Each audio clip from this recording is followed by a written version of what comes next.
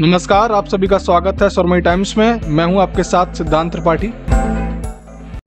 आज पूरे देश में राष्ट्रीय ध्वज अंगीकरण दिवस मनाया जा रहा है। आपकी जानकारी के लिए बता दें कि देश की आन बान और शान के प्रतीक राष्ट्र ध्वज को आज से ठीक 75 साल पहले अपनाया गया था और आज हमारा तिरंगा जैसा दिखता है, उसी रूप को संविधान सभा ने 22 जुलाई 1947 को राष्ट्र ध्वज के रूप में मान्यता दी थी। इस मौके पर प्रधानमंत्री नरेंद्र मोदी ने कुछ ऐतिहासिक दस्तावेज साझा किए हैं, जिनमें तिरंगे के राष्ट्र ध्वज बनने की कहानी है। प्रधानमंत्री ने बताया कि वह स्वतंत्र भारत का पहला राष्ट्र ध्वज प्रथम प्रधानमंत्री पंडित जवाहरलाल नेहरू ने फहराया था और वह पहला राष्ट्र ध्वज आज की तारीख में नई दिल्ली के आर्मी बैटल ऑनर्स मेस के पास है। पीएम ने 1930 में प्रकाशित शहीद गर्जना की एक प्रति भी साझा की। आज जो हम गुनगुनाते हैं, विजय विश्व तिरंगा प्यारा, झंडा ऊंचा रहे हमारा, यह इसी कविता का अंश है जिसकी पीएम मोदी ने आज एक झलक दिखलाई। आंध्र प्रदेश के पिंगली वेंकैया के डिजाइन किए गए तिरंगे झंडे को 22 जुलाई 1947 को संविधान सभा की बैठक में राष्ट्रीय ध्वज के रूप में मान्यता मिली थी। पर ये इतना आसान नहीं था, इसमें कई बार बदलाव हुए।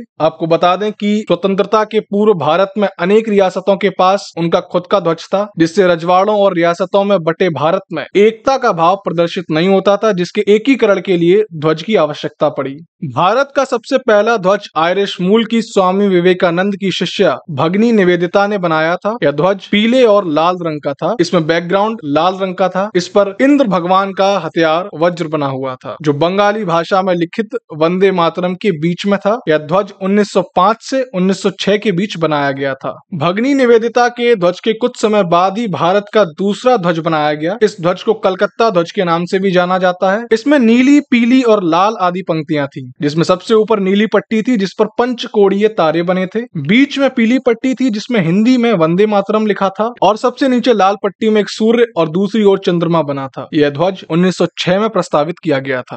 भारत का तीसरा ध्वज 7 अगस्त 1906 में ही प्रस्तावित किया गया था और यह कोलकाता के पारसी बागान चौक पर विभाजन के विरोध में हुई एक रैली में फहराया भी गया था। इसे सचिंद्र प्रसाद बोस और सुकुमार मित्रा ने बनाया था। इस ध्वज को गैर आधिकारिक ध्वज माना जाता है। भारत का चौथा ध्वज वीर सावरकर, भीकाजी और श्यामजी कृष्ण वर्मा द्वारा प्रस्तावित किया गया था।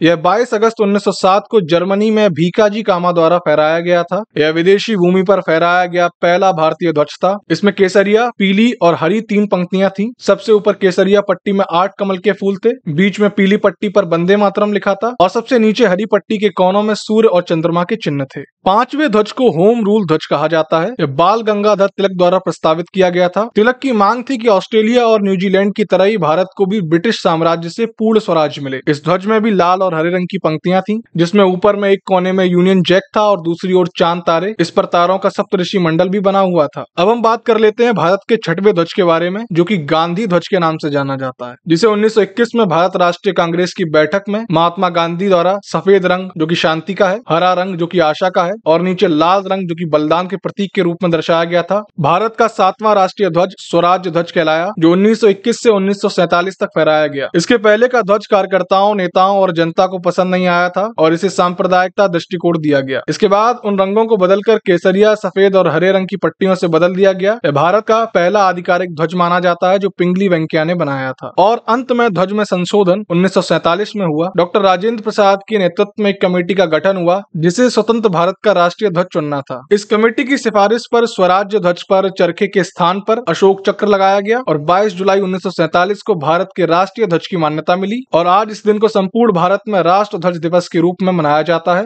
और आप सभी को सुरमई टाइम्स की तरफ से राष्ट्रीय ध्वज अंगीकरण दिवस की हार्दिक शुभकामनाएं और बधाई।